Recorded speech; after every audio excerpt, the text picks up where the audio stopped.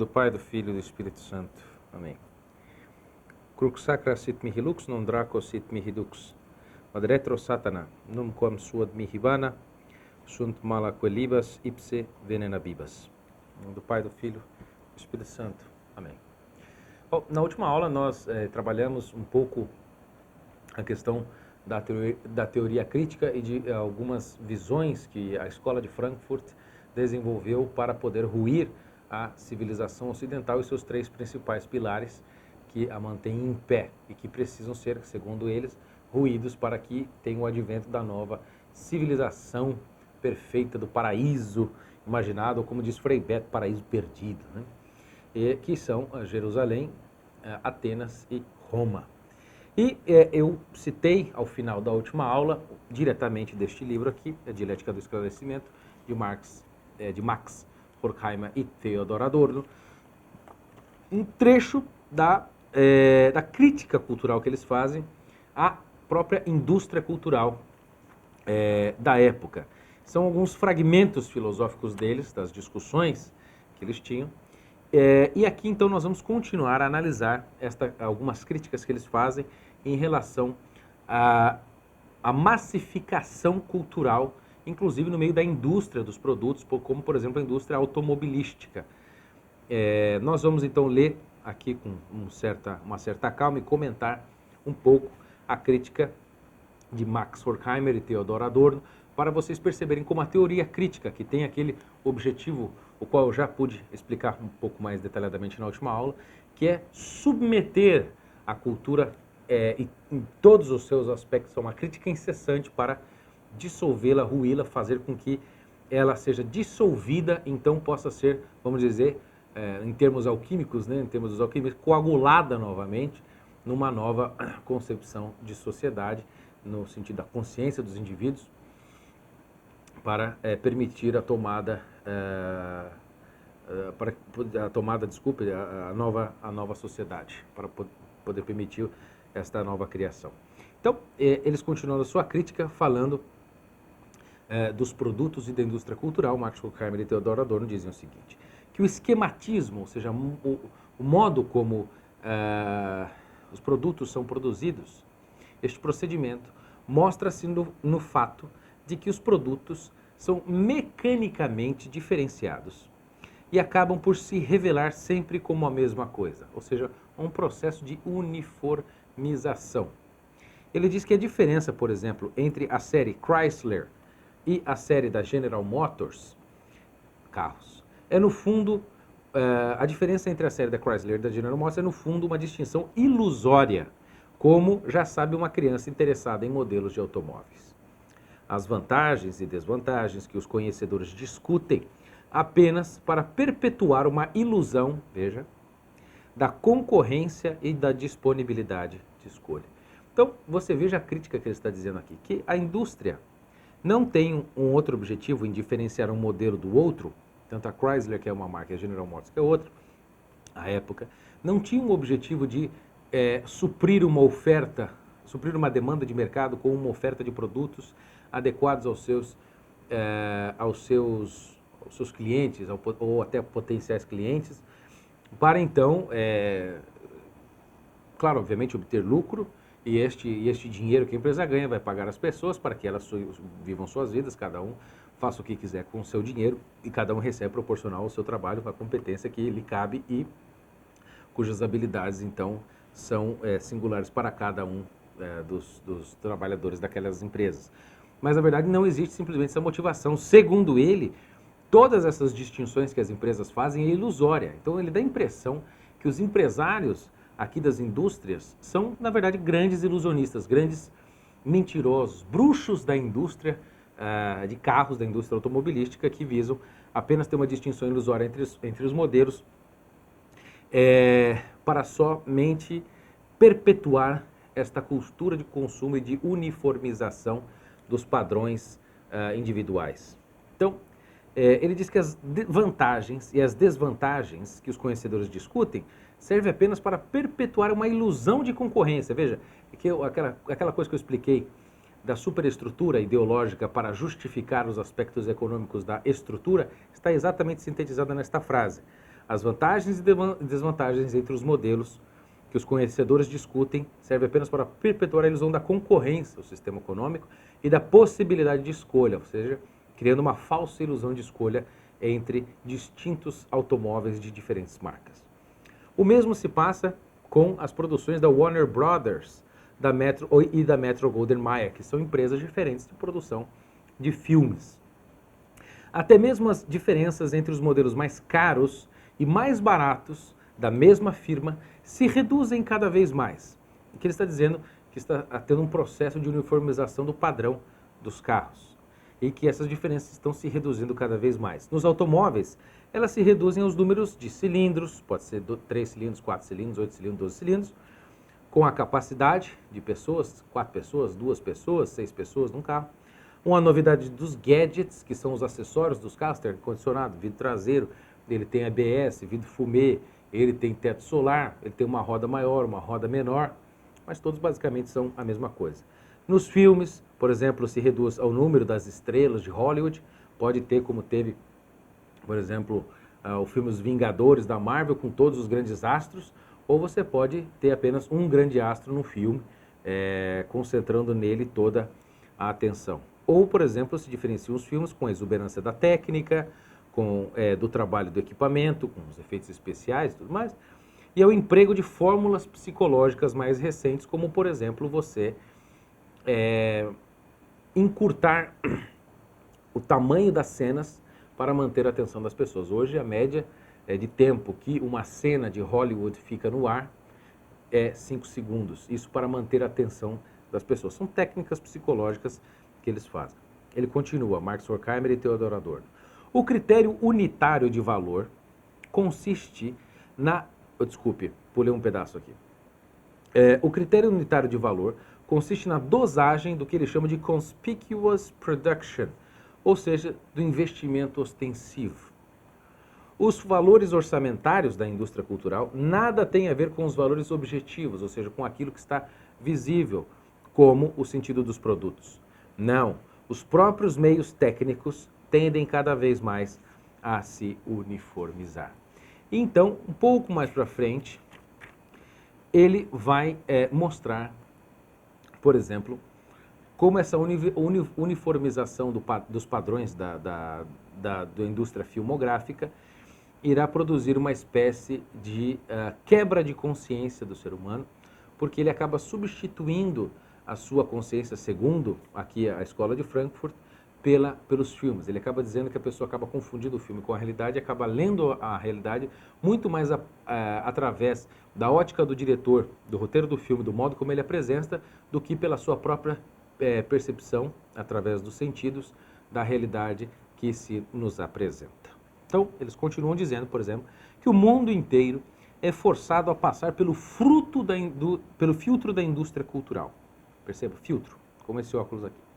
A velha experiência do espectador de cinema, que percebe a rua como um prolongamento do filme que acabou de ver, porque este pretende ele próprio, o filme, reproduzir rigorosamente o mundo da percepção cotidiana, tornou-se uma norma na produção.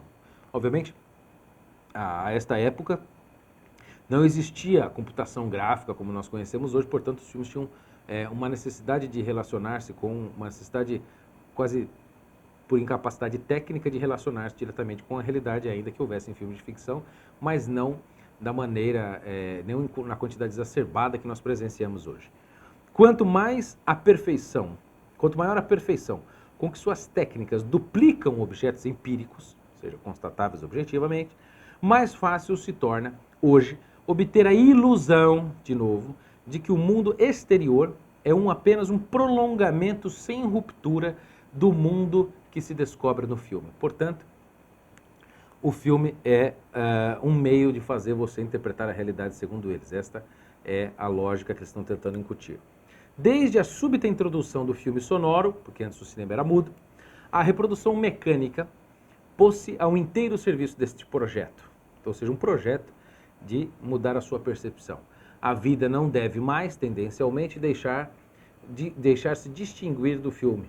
Ultrapassando de longe o teatro de ilusões, o filme não deixa mais a fantasia e ao pensamento dos espectadores nenhuma dimensão na qual estes possam, sem perder o fio, passear e divagar no quadro da obra fílmica, permanecendo, no entanto, livres do controle de seus dados exatos, e é assim, precisamente, que o filme adestra, veja a questão do controle, da autoridade, adestra o espectador, entregue a ele para se identificar imediatamente com a realidade.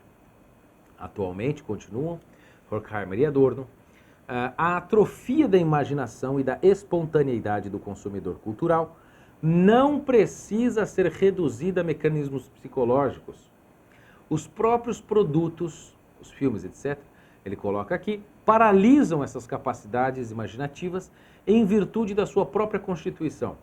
Os filmes são feitos de tal forma que sua apreensão adequada exige, é verdade, presteza, dom de observação, conhecimentos específicos para ver um filme, mas também de tal sorte que proíbem a atividade intelectual do espectador se ele não quiser perder os fatos que desfilam velozmente diante de seus olhos. Então, esta crítica, como vocês conseguem perceber aqui, pesada e longa que Adorno e Horkheimer fazem na Dialética do Esclarecimento, entre outros livros, mas este é um bom exemplo, visa submeter a indústria cultural a uma crítica incessante, julgando ter nela intenções não declaradas por trás, que acabam sustentando esta, para usar uma expressão clássica marxista, psicologia do poder.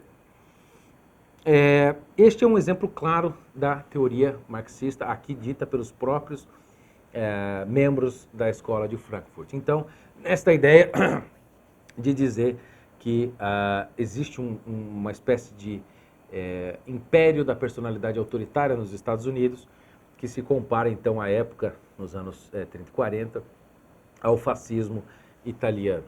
E para tal, fazendo aquela mescla dos mestres da suspeita, Karl Marx e Sigmund Freud, Adorno, Horkheimer e Marcuse, misturaram então Marx e Freud para criar esta espécie de ideia de que a cultura ocidental é uma doença e, portanto, toda a sociedade que está nela imersa precisa ser submetida a uma psicoterapia coletiva.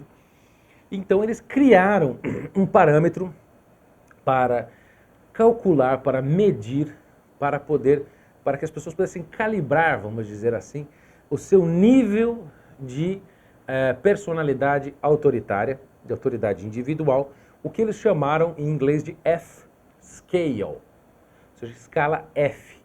F em dois sentidos. Primeiro, F de fascist, F de fascista, e F em segundo lugar de father, de pai, comparando o pai da cultura ocidental, que é o perpetuador da personalidade autoritária, com o fascista italiano, que era um símbolo de autoridade já então odiado. E eles criaram alguns parâmetros que, se colocados vamos dizer, numa mesma pesquisa, analisar, por exemplo, a minha personalidade a partir desses critérios e parâmetros, você pode medir qual é a autoridade, o nível de autoridade individual que você possui, ver se você, de fato, é um fascista.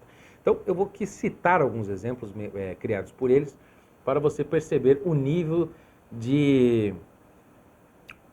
eu posso chamar assim de obsessão que essas pessoas têm em quebrar a hierarquia da sociedade, as estruturas, a família, etc. Então, o primeiro critério da escala F, da F-scale, por exemplo, forte adesão a convenções sociais, acordos sociais que nós temos na sociedade. Submissão ao autoritarismo, à autoridade. Agressão autoritária, que é, por exemplo, você ter uma demonstração de alguma qualidade exacerbada que você tem, desenvolveu, etc. Esse é o tipo de agressão autoritária, o famoso a caneta vermelha que o professor usa, por exemplo, para corrigir o aluno, isso é uma agressão autoritária. Você não diz mais que o professor ensina, que ele é o professor, ele é agora o facilitador do conhecimento, não é?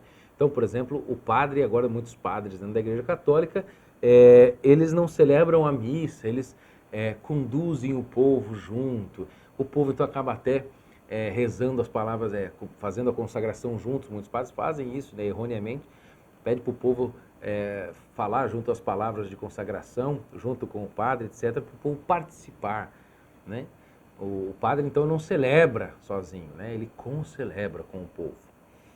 Por exemplo, outro parâmetro é a oposição ao subjetivo, aquilo que é particular de cada indivíduo, aquilo que é idiosincrático, de certa maneira.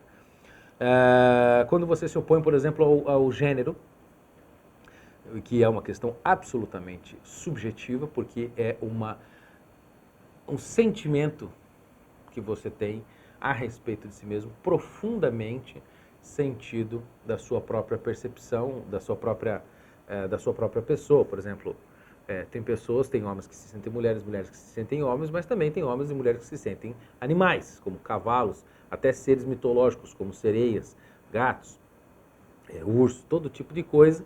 E você, se opõe a isso, você está sendo autoritário, está querendo impor a sua percepção real do sensível, né, que você recebe a partir dos seus sentidos, em cima da percepção subjetiva do indivíduo, né? Então, é o primado do subjetivo sobre o objetivo. Então, este é um outro parâmetro, você se opõe ao subjetivo.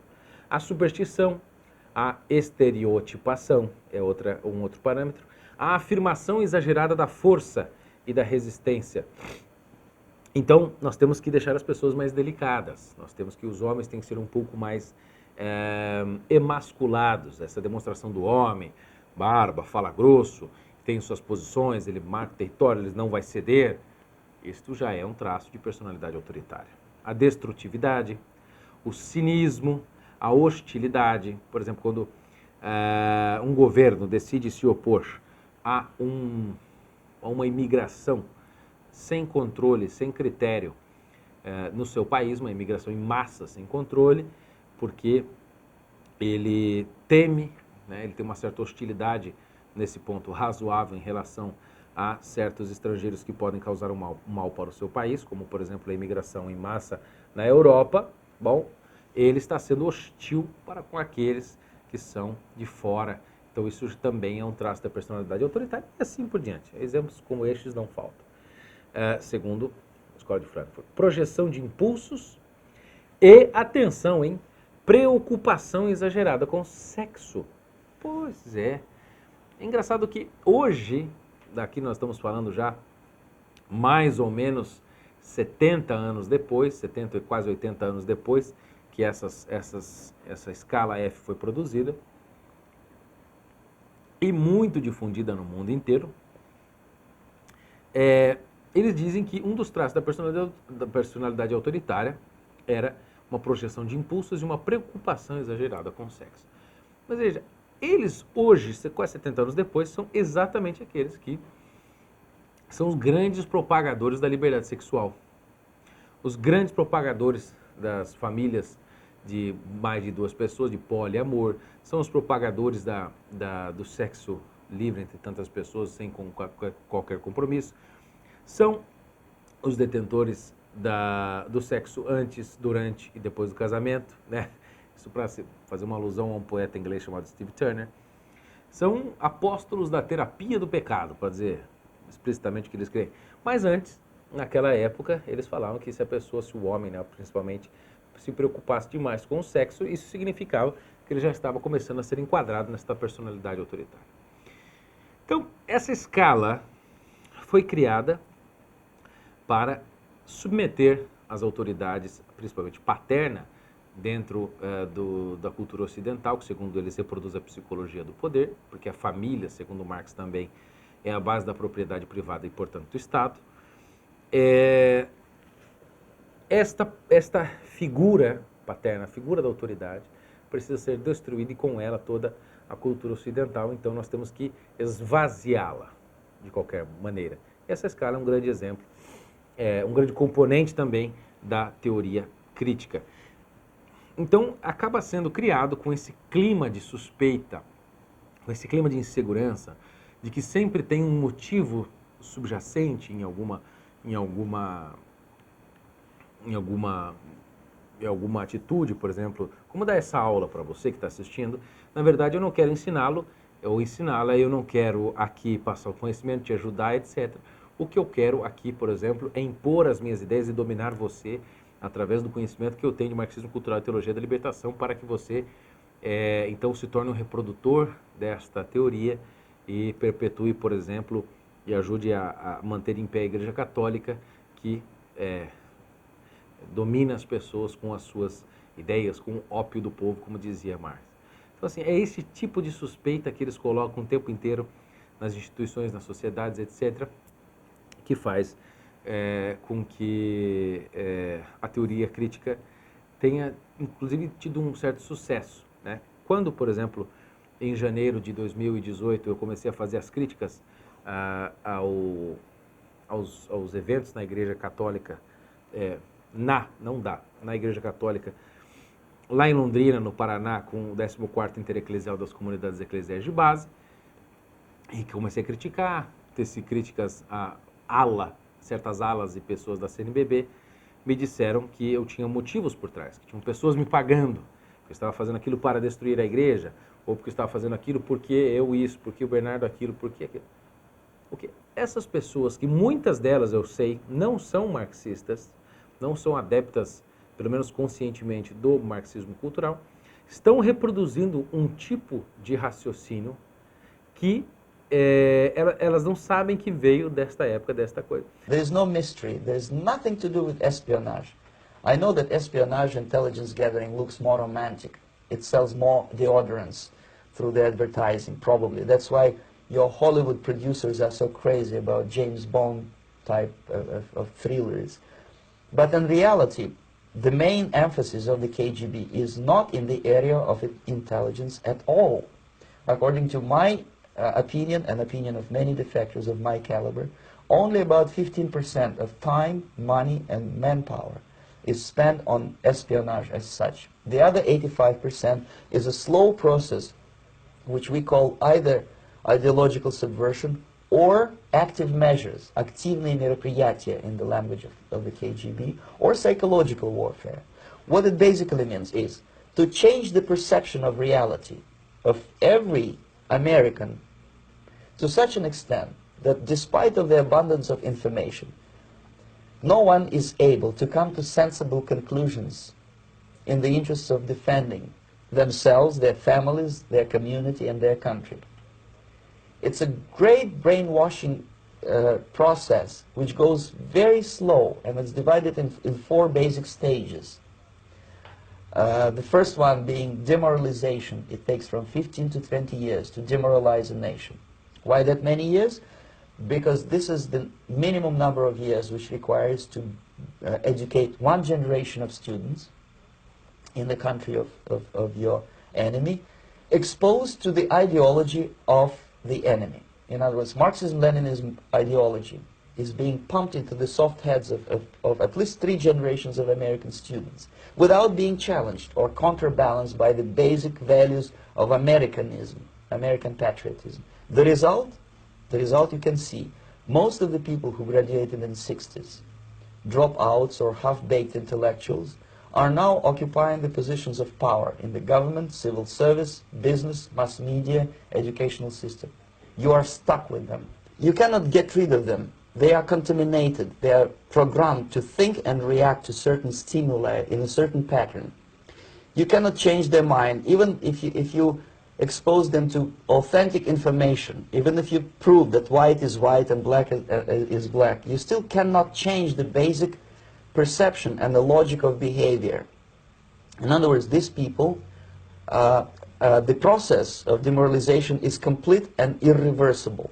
To get rid society of these people, you need another 20 or 15 years to educate a new generation of patriotically minded and common sense people who would be acting in favor and in the interests of the United States society. Essas pessoas não têm a mínima noção de que este pensamento crítico de sempre carregar alguma suspeita em relação a alguma atitude de algumas pessoas, ou de instituições, etc., é uma mentalidade que lhes foi incutida por teóricos como a Escola de Frankfurt, através dessa teoria crítica que lhes foi incutida paulatina, lentamente, através de meios de comunicação, etc., que vão criando certos hábitos nas pessoas.